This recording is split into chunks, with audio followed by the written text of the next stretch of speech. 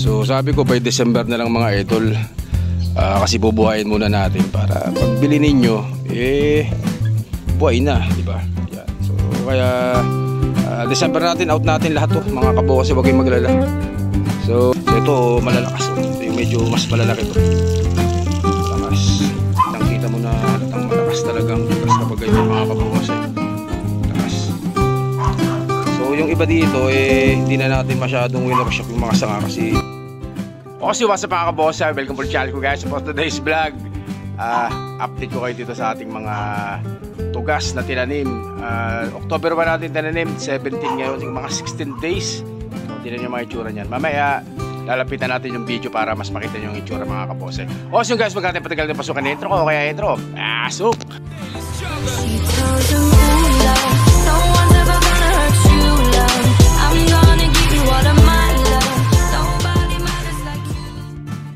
At ayun na nga guys. So ayan na po yung itsura nila ngayon, no? Kita nyo? Lalago na ng iba, oh.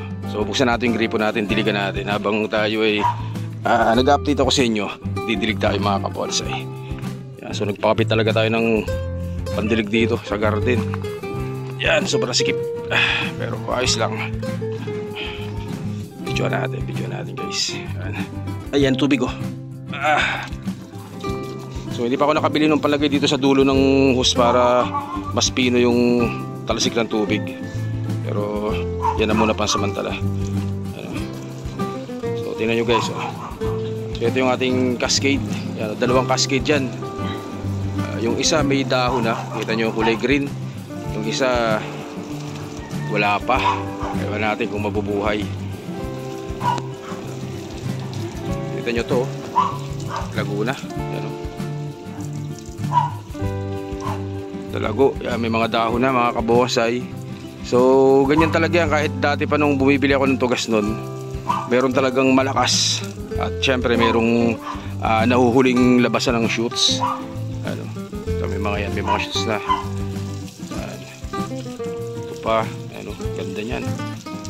Ito wala pa tong shoots, oh. Pero ang laking puno nito, ang laking tugas nyan, pero wala pang shoots. So itong maliit, oh, tingnan nyo, maliit lang pero may shoots na. So mayroon na rin, oh. So itong isa na to, talagang nung tinanim natin yan, may mga shoots na yan, may mga dahon na. Pagbukas pala natin nung box, nakabalot dyan, pagdating ng parcel, pagbukas natin may mga dahon na yan, kaya siyang pinakamalakas sa lahat, oh. So lahat dito siyang pinakamalakas. Yan. So ayan yung inayos natin. Yung iba yun, wala pa yan, oh. Tignan nyo, wala pang dahon yan guys. Yung isa wala pa rin. Yun, wala pa. So ito meron na, oh. So ano to, 83 piraso to mga kabonsay. Update after 17 days. 17 days natin to, ano, ngayon October 17 ngayon, yan. 16 days mga ganyan. So wala lakas, oh. So ito, lakas din itong isa na to. Yan, oh. Ayan, lakas. Ito malakas din. Ayan. So doon sa nagtatanong kung paano natin tinanim, panoorin nyo lang po yung mga vlog natin mga kabosay. Nasa YouTube channel din natin yan, yung mga balikan nyo yung mga unang upload natin. So ito wala pa rin, oh. Ganda pa naman yan. Wala pang shoots. So ito may lumalabas na konti. Ito malakas din, oh. Tapos marami nagchat-chat sa akin, marami nagko-comment, marami nagme-message kung na ano, si Rowel pabili naman ng tugas. Pero ano to, bebenta natin lahat, huwag kayo mag-alala mga kabosay. Pero mga December pa. Yan, by December, ang gusto ko dito buhay na bago natin i-out. Bago natin to i-release, malakas na talaga mga kabonsay. So hindi ako pwede masyado mag-ipon ng halaman kasi yan yung bonsayan ko. Ano? Siksikan, sobrang sikip. Yan. So ganito ang gagawin natin talaga. Hindi pwedeng masyado mag-ipon ng tanim kasi sobrang sikip na dito sa bonsayan ko. So ang gagawin natin ganito. Yan. Tatanim, bubuhayin, tapos out na rin natin mga kabonsay. Benta na rin natin. So dyan sa kabila, ganun din. Lapit tayo to guys. At yun guys, so lumipat tayo dito sa kabila. Ayan yung una natin dinilig. So mamaya didiligan pa natin to. Talagang tawag dito, medyo hindi masyado umulan ngayon dito sa sa Cainta. Wala masyadong ulan, kaya diligan natin masyado mabuti.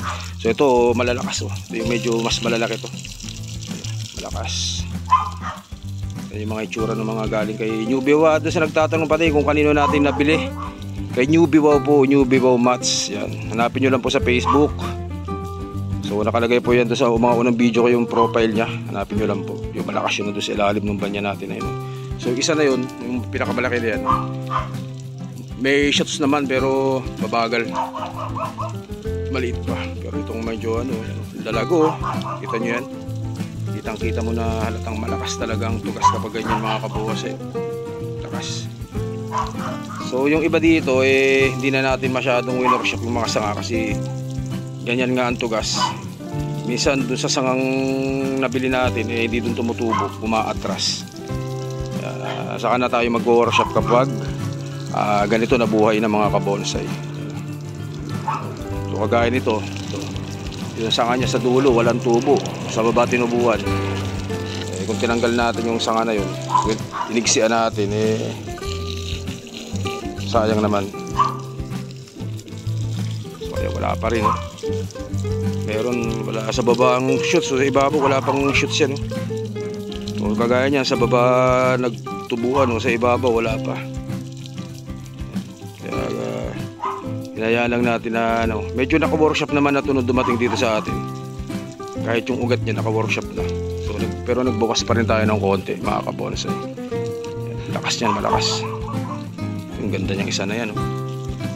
Ganda niyan guys. Ito pa, lago rin ito. So pag nilano natin to, December out kung lahat to. Pero sa December bibili ulit tayo ng pamalit dito mga kabonsai. So ito wala pang shoots to kahit isaw. Pero sana mabuhay yan. So yung proseso at yung paraan kung paano natin ito tinanim, nasa mga lumang video rin natin.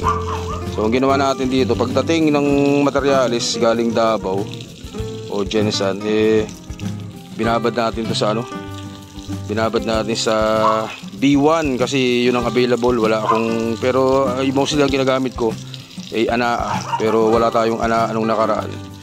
So binigyan tayo ni Boss Ayi, kaya ang ginamit natin dito ay B1 mga kabonsai. Binabad natin overnight, tapos kinabukasan saka natin tanim yan mga kabonsai. Lakas ito may shoots na rin bagal ito, wala pa talaga yung maliliit malalakas yan yan, may shoots na rin. Ito malakas yung isa na yan tinan nyo, punong-puno ng shoots. Yan ang nakakatuwa sa tugas talagang 90% ang nabubuhay kapag bumibili kayo. Yan, minsan 100% talagang buhay lahat mga kabonsai. Pero syempre hindi natin ang puno may malakas may mahina mga kabonsai. Ayaw ko magsabi ng 100% mabubuhay kasi baka may magalit dyan. 90% para expected na natin na merong hindi papalarin. Ito malaki itong isa na to. Pero buhay na buhay siya guys. So cascading natin to, pang semi cascade natin. So yan ang lahat after 16 days yan. Tama, 16 days pagkatanim natin. So ito na yung ating mga tugas. Update ko sa inyo to mga kabonsai. So nagtatanong by December pa out natin ito. Kaya maglala out kung lahat to. Tapos bibili na lang ulit tayo ng pamalit. So ganyan ang gagawin natin kasi hindi ako pwedeng mag-alaga o magtanim ng bonsai ng matagal dito sa bonsayan kasi mapupuno. So ganun ang gagawin natin. Bubuhay lang natin ito tapos out na rin natin mga kabonsai. So ang tugas bagay na bagay po sa mga newbie, sa mga beginners. Yan. Kasi napakalakas po niyan. walang masyadong kaarte-arte yan mga kabonsai. So kagaya nito, ito wala pang shoots eh. Wala pa. Ito wala pa rin. Kung binenta ko sa inyo dati yan,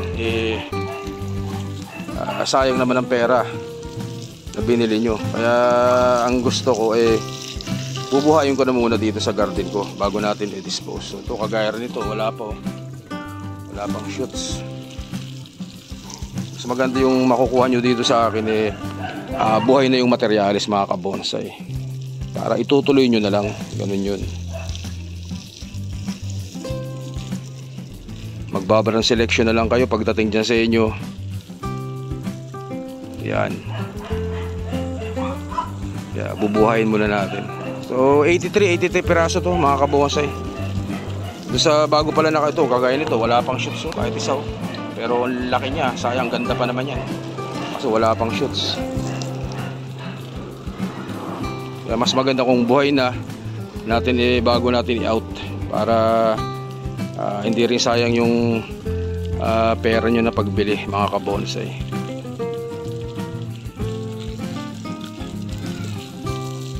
Ang gaganda nito. Ang gaganda, lalaki. Doon sa presyo, titinan muna natin kung hindi pa natin alam kung magkano ang presyo nito mga kabonsai.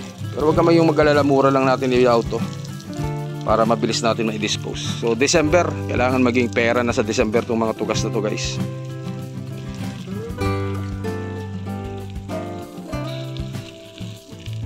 Ayan o. Lakas. Lakas ng tugas talaga. Kaya nakakatuwa ang tugas. So nung nakaraan, dami ko rin nabentang tugas. Halos lahat ng tugas ko naibenta ko. Mga tira na sa akin yung isa na yun, yung nag-iisang tugas na yan. Yan lang ang tugas ko yan. Yan lang natira sa akin na medyo malaki, hindi ko talaga in-out yan. Sayang yan. Sobrang sikip sa bonsayang ko yung mga nasa gilid na ng pader. Kaya hindi sila masyadong makalarga. Kaya hindi tayo masyadong mag-iipon ng halaman ngayon. Gagawin natin, parang buy and sell tayo. Bibili tayo, bubuhayin, tapos out natin mga kabonsai. So kagaya nito, ito wala po.